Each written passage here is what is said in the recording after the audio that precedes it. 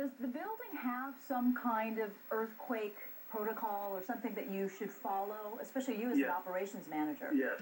You have to hit the stairwell and wait for any warning. Well, you wait for the security to come on, and they let you know what to do. You never take the elevators. Never take the elevators. So when we hit the stairwell, it was just swaying so much. And I've been in an earthquake before in a building downtown, but this is the first time being on the 45th floor, and it swayed so hard.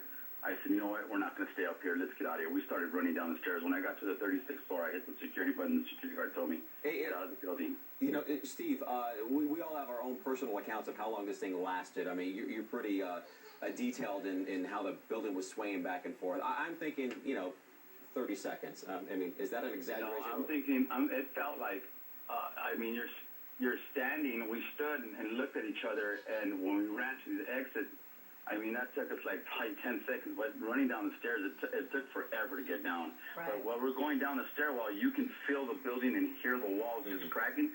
And I see new cracks in the stairwell. You can see the new cracks.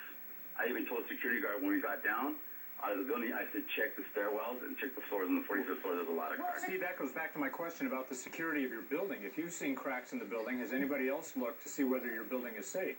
Yeah, well, that's when we exited out of the building. Security was everywhere downstairs. They were all downstairs announcing, please exit out of the building.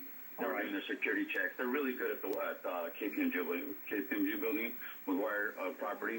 They have a very good security company down there, and they did their job. Did you notice when you left the building downtown if other occupants of other buildings were outside their buildings as well? Did it look like that area of downtown had evacuated?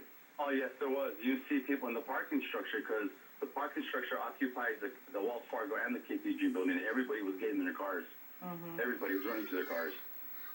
Yeah. Yeah, Well, Frightening. all of these buildings are going to have to be inspected, you would think, before people go back tomorrow morning. You know what? That was the worst feeling in my life, and I got to go back to work tomorrow. I got to be there in LA tomorrow, so all I can do is just pray. Yeah. With frayed nerves, I can only imagine. Frayed nerves, exactly. Yeah. Well, and the way he describes the upper floors and the sway of the upper floors, again, you have to remember what happens to something that tall when you have that kind of movement. The top end is going to sway more. He suggested it could have been a sway of as much as a foot and a half in one direction and back. So that means up on the upper floors, you're going to feel it a lot more differently than down at the bottom. Or if you're in a one-story. And for a longer period of time. And a longer period of time. It's not, that movement is not really representative of the seismic movement as it is the reaction to that energy at the upper floors of the building. That's called a moment magnitude structure, where it moves with the quake. You had something, Michael, you were going to bring in.